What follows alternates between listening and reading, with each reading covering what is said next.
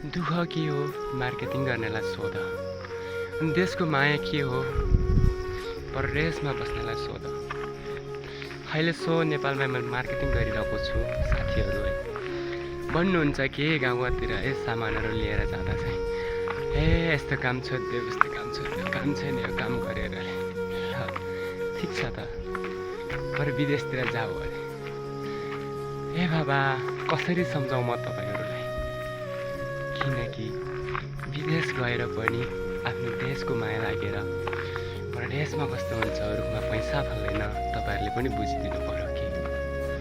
त्यही भएर म त भन्छु जति सक्दो नेपालमै के गरौँ, परदेशमा गए पनि त पैसा रुखमा फल्दैन, थाहा छ सबैजनालाई। मिहिनेत गऱ्यो भने आफ्नै नेपालमा के गर्न सकिन्छ कि भन्ने हतोरका साथ हामी हिँडिरहेको छौँ। अहिले हामी चाहिँ मार्केटिङको विद्यार्थी हो।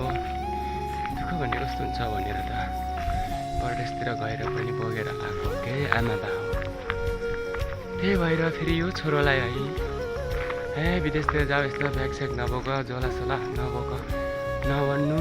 सो अहिले म सेङ्जाको वालिङमा छु, हेर्न सक्नुहुन्छ। तपाईँहरू चाहिँ सेङ्जा वालिङ कन्दाराको गाउँमा छु है। हामी जस्तै दुःख गरिरहने मार्केटिङको लागि। फ्युचर छ कि छैन, करियर कस्तो हुन्छ भनेर चाहिँ प्रतिक्रिया पनि दिनु होला। Thank you.